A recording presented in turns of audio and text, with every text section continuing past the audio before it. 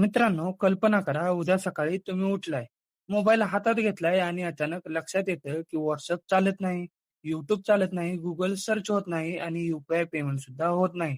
ATM बंद आहेत, railway booking होत नाहीत, स्टॉक मार्केट बंद पडले आणि सगळीकडे एकच बातमी चालू आहे, भारताचं इंटरनेट बंद झालंय. मित्रांनो, जर भारतात इंटरनेट फक्त एक दिवस बंद झालं तर देशाचं हजारो कोटी रुपयांचं नुकसान होऊ शकतं. पण कधी विचार केला आहे का? भारतात किती लोक इंटरनेट वापरतात? भारत दिवसाला किती डेटा वापरतो? आणि भारताचं इंटरनेट खरं तर कोणाच्या हातात आहे? आजच्या व्हिडिओमध्ये आपण भारताच्या इंटरनेटची पूर्ण माहिती जाणून घेणार आहोत. नमस्कार मित्रांनो, स्वागत आहे तुमचं आपल्या लाडक्या मराठी जोश कट्टावर. चला तर मग ठोका टाकूया आजच्या विषयावर. भारताचं इंटरनेट बंद झालं तर काय होईल? त्याआधी जाणून घेऊयात भारतात इंटरनेट कधी सुरू झालं. आज इंटरनेट आपल्याला इतकं सवयीचं झालं आहे, की आपण त्याशिवाय एक दिवसही जगू शकत नाही. पण तुम्हाला माहिती आहे का? भारतामध्ये इंटरनेट सुरू झालं होतं 15 ऑगस्ट 1995 ला. त्या दिवशी भारत सरकारची कंपनी BSNL यांनी भारतात पहिल्यांदा इंटरनेट सेवा सुरू केली. त्या काळात इंटरनेट वापरणं म्हणजे खूप मोठी गोष्ट होती. स्पीड खूप कमी असायचं आणि खर्च खूप जास्त व्हायचा. साधारणपणे सरकारी ऑफिस, मोठ्या कंपन्या आणि काही कॉलेज इथेच इंटरनेट वापरलं जायचं. पण 2016 नंतर भारतात एक मोठी क्रांती झाली. जेव्हा भारतात स्वस्त इंटरनेट आणि 4G डाटा आला आणि त्यानंतर भारतात इंटरनेटचा वापर विस्फोटासारखा वाढला. आज भारत हा जगातील सर्वात मोठ्या इंटरनेट देशांपैकी एक देश आहे. आज भारतात जवळपास 95 कोटीपेक्षा जास्त इंटरनेट युजर्स आहेत. याचा अर्थ जगातील प्रत्येक 5वा इंटरनेट युजर हा एक भारतीय आहे.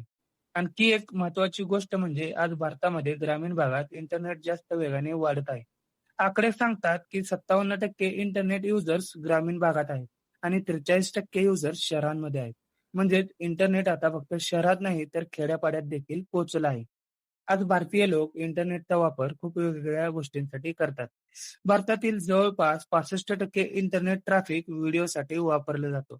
म्हणजे YouTube रील्स, OTT प्लॅटफॉर्म्स यासाठी भारतामध्ये 50 कोटीपेक्षा जास्त लोक सोशल मीडिया वापरतात. YouTube, Instagram, Facebook, digital payments, UPI मुळे भारतात डिजिटल पेमेंटची क्रांती झाली आहे. आज भारतामध्ये दर महिन्याला लाखो कोटी रुपयांचे ऑनलाईन ट्रान्झॅक्शन्स होतात.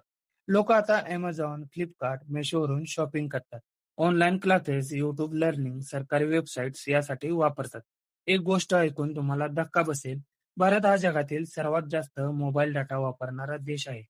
एका भारतीय युजरचा एव्हरेज डाटा वापर महिन्याला 35 GB पेक्षा जास्त आहे. म्हणजे भारतामध्ये दररोज लाखो TB डेटा वापरला जातो.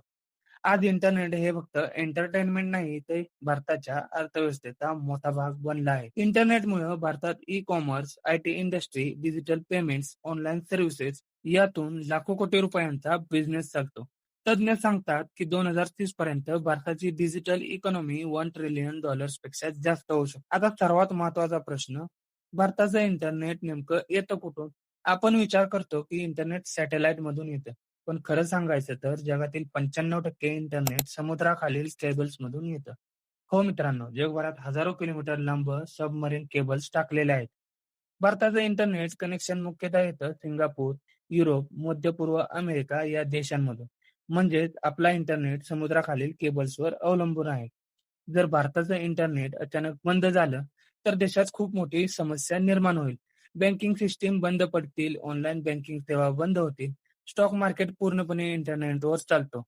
फ्लाइट्स आणि रेल्वे तिकीट्स बुकिंग बंद होतील, एअरपोर्ट सिस्टम बंद पडेल, business, IT companies, online companies सगळं बंद होईल. Communication gap, WhatsApp, email, social media सगळं बंद होईल. लोक एकमेकांशी कॉन्टॅक्ट करू शकणार आहेत.